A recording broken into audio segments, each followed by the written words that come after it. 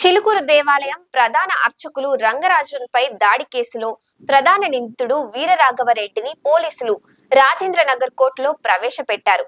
3 రోజుల పాటు కస్టడీలో ఉన్న రాఘవరెడ్డిని పోలీసులు విచారించారు. కస్టడీ ముగియడంతో రాజేంద్రనగర్ కోర్టులో హాజరుపరిచి ఆ తర్వాత వీరరాఘవరెడ్డిని చంచలగూడ జైలుకు తరలించనున్నారు. వీరరాఘవరెడ్డి తెలుగు రాష్ట్రాల్లోని 6 ప్రధాన ఆలయాలకు వెళ్లినట్టు పోలీసులు గుర్తించారు. పలుచోట్ల రామరాజ్య స్థాపన కోసం ఫండ్స్ వసూలు చేసినట్టు విచారణలో బయటపడింది. వీరరాఘవరెడ్డికి సంబంధించిన బ్యాంక్ స్టేట్మెంట్స్ కోసం బ్యాంకుకు మొయినాబాద్ పోలీసులు లేఖ రాశారు. ఎప్పటి నుంచి విరాళాలు సేకరించారనే దానిపై వివరాలు సేకరించారు. ప్రస్తుతం వీరరాఘవరెడ్డి బ్యాంక్ అకౌంట్లో 20,000 మాత్రమే ఉన్నట్టు గుర్తించారు. ఈ కేసులో మొత్తం 20 మందిని ఇప్పటి వరకు అరెస్టు చేసి రిమాండ్కు తరలించారు. మరో 4 పరారీలో ఉండగా వారి కోసం మొయినాబాద్ పోలీసులు గాలింపు చర్యలు చేపట్టారు. 3 రోజుల పాటు వీరరాఘవరెడ్డిని పోలీసులు విచారించిన సమయంలో కీలక అంశాలు వెలుగులోకి వచ్చాయి. రామరాజ్య స్థాపన కోసం ఫండ్స్ వసూలు చేసేందుకు పలు ప్రాంతాల్లో ఒత్తిళ్లకు గురి చేసినట్టు పోలీసులు గుర్తించారు.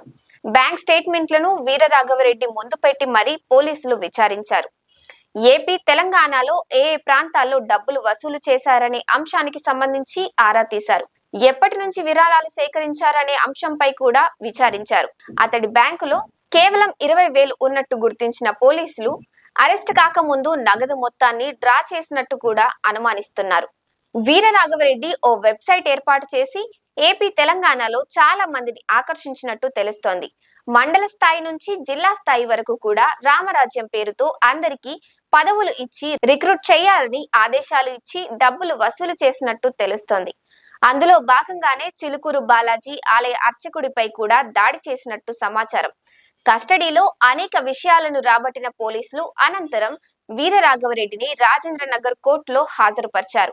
ఇలాంటి మంచి వీడియోల కోసము తెలుగు గలంను మీరు లైక్ చేయండి, షేర్ చేయండి, సబ్స్క్రైబ్ చేయండి, కామెంట్ చేయండి, 10 మందికి తెలియజేయండి.